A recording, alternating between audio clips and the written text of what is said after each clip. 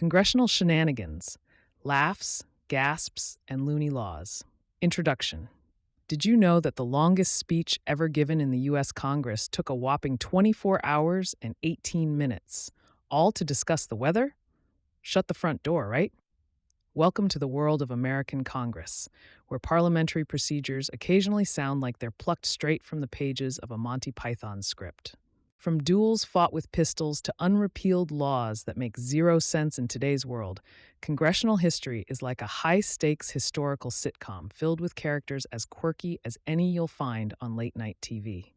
Prepare yourself, because we're diving into a political carnival where truth is stranger than fiction, and our lawmakers have sometimes bordered on total absurdity. The Filibuster Olympics, not just Olympic standard. Blabbing. Hold on to your popcorn.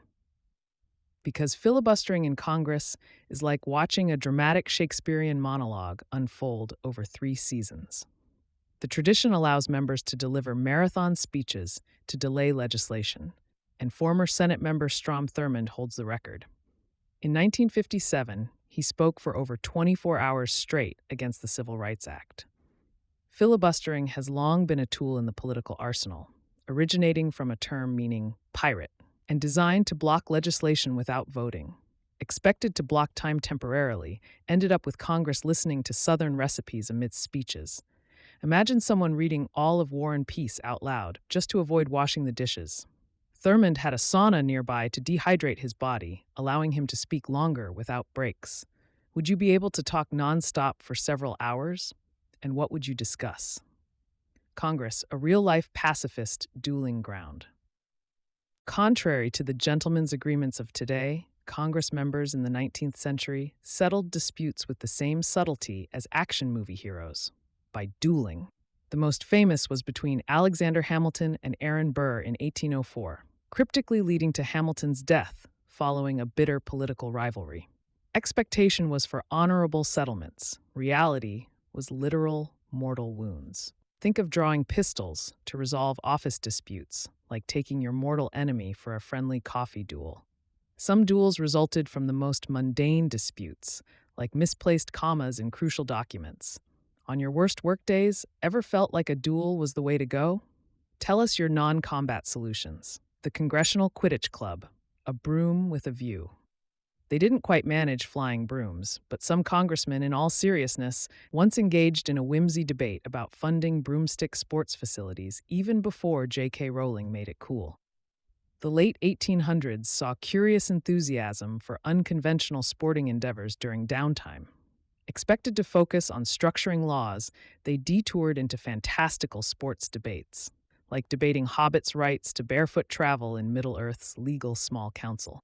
Bones of contention often included the ethical treatment of non-existent flying creatures. Would you spectate a congressional Quidditch match in the modern day? The don't haven't can't tell dress code, a fashion tango. Ever heard of Congress enforcing their version of Paris Fashion Week? The dress code rules are more like navigating a maze of the Mad Hatter's Tea Party guest list right at Capitol Hill. One of the odd codes, skeptically, disallows members from wearing anything perceived as unusual or historically disrespectful, leading to unnecessarily amusing wardrobe malfunctions. The expectation was formal decorum.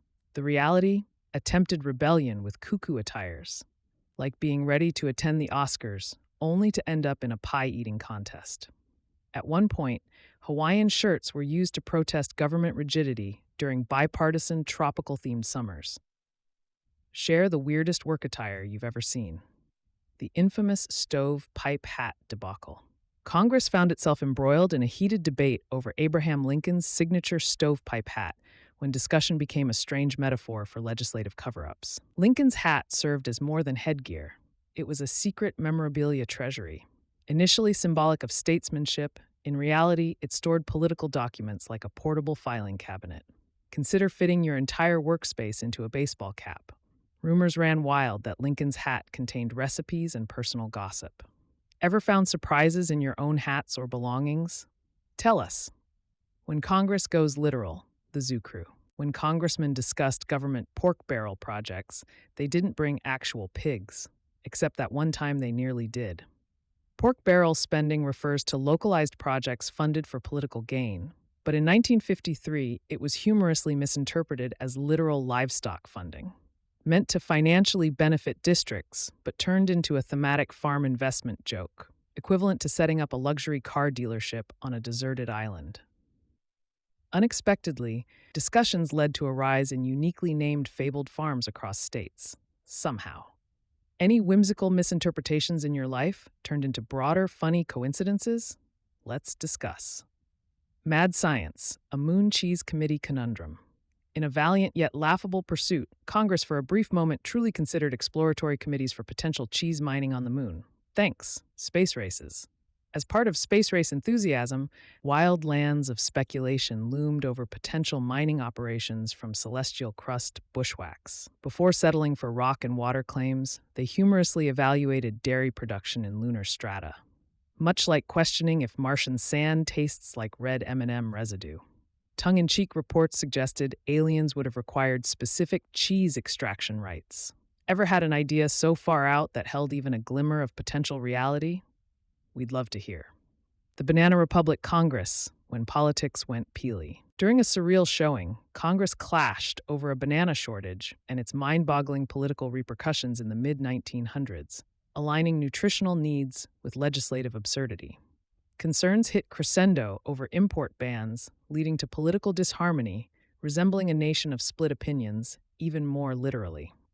Hoped for simple embargo solutions, yet inflated differing party dietary demand facts, as if launching a heated policy debate over morning toast preferences.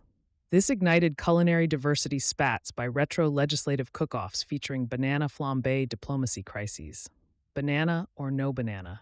Is there a fruit you'd debate over legislating? Share. Conclusion. As we tie a colorful bow on our journey through congressional quirk, it's fair to say humanity is as delightful as it is puzzling. Here we are, capable of sending humans to the moon, yet quarreling over moon cheese or deciding the installation of imaginary broom supplies in legislative sport arenas.